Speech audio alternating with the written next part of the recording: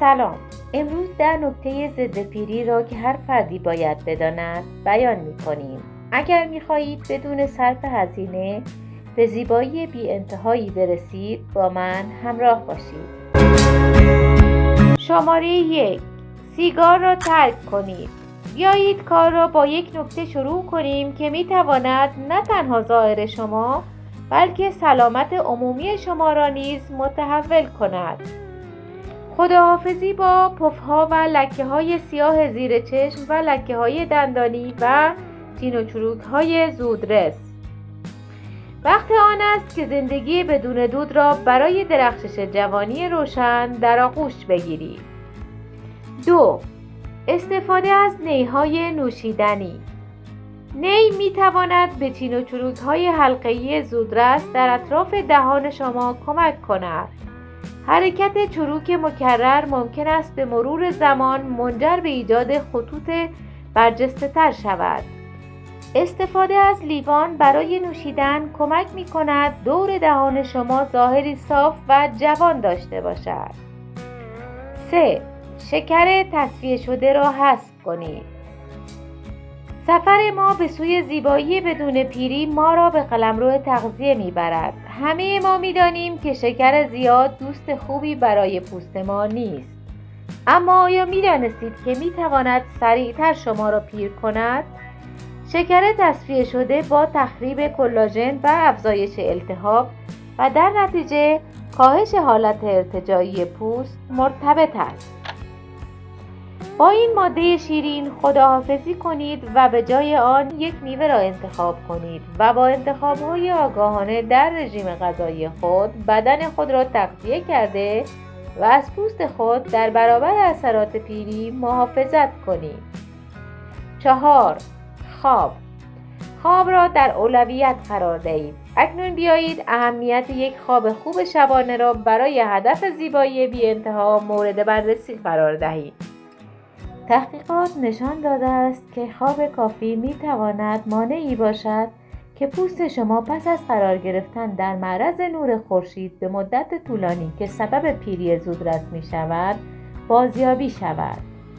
یک روال خواب ثابت را ایجاد کنید. 7 تا 10 ساعت در شب می‌تواند برای جوانسازی پوست شما معجزه کند.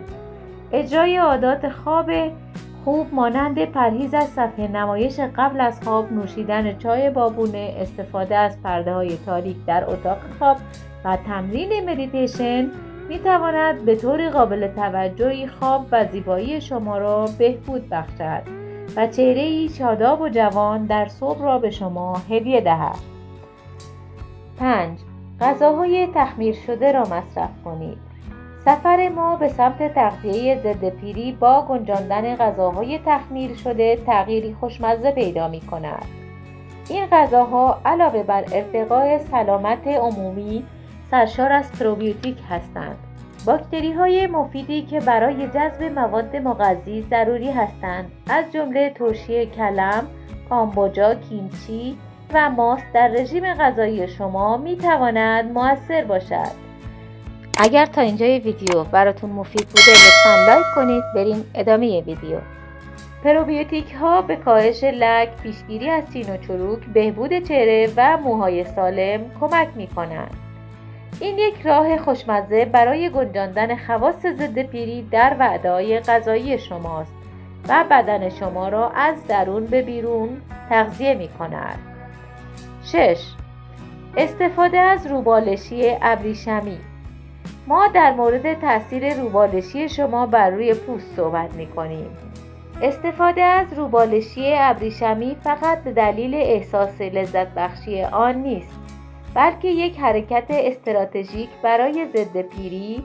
استفاده از روبالشی ابریشمی است.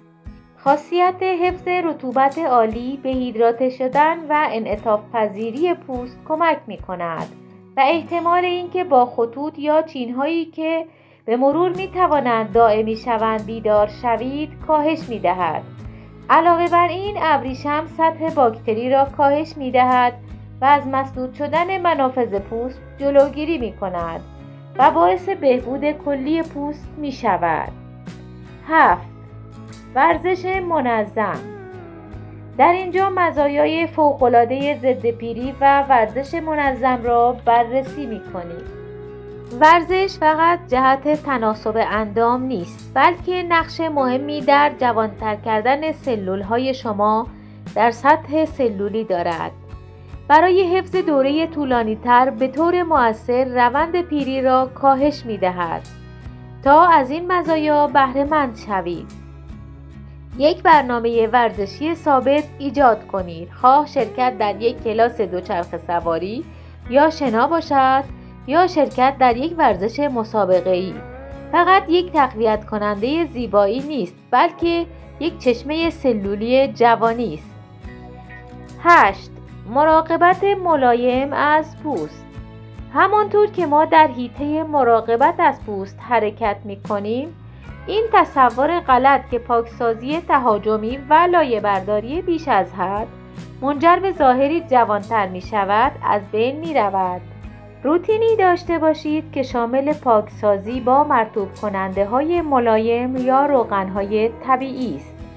لایه‌برداری حرفه‌ای را برای جلسات گاه به گاه رزرو کنید و محصولاتی با مواد طبیعی را انتخاب کنید که پوست شما از مراقبت ملایم و لطیف شما تشکر کند و به این صورت درخشش و جوانی را به پوست خود هدیه کنید. 9. مدیریت استرس. در جریان ضد پیری ما با عاملی خاموش اما قدرتمند به نام استرس مواجه می شویم. در جریان استرس بدن موادی را آزاد می کند که به مرور زمان بدن ما را فرسوده می کند و ظاهر پیرتری به آن می دهد. مدیریت مؤثر استرس هم از نظر جسمی و هم از نظر عاطفی برای شما حیاتی است. برای اینکه ظاهری شاداب و جوان‌تر داشته باشید، می توانید از تکنیک‌های مثبت‌اندیشی، مدیتیشن منظم، شکرگزاری، یادداشت برداری و سرگرمی‌های آرامبخش و وقت خود را در طبیعت گذراندن و ورزش منظم استفاده کنید و به این صورت ظاهری جوان و شادابتر داشته باشید. 10. آبرسانی مناسب تضمین می کند که پوست شما انعطاف پذیر باقی می ماند و آن را کمتر در معرض ایجاد چین و چروک و خطوط ریز قرار می دهد. اگر نوشیدن آب زیاد برایتان تهوع آور است، بهتر است آب را در یک بطری همیشه همراه خود حمل کنید و به جای قهوه و چای مرتباً آب بنوشید.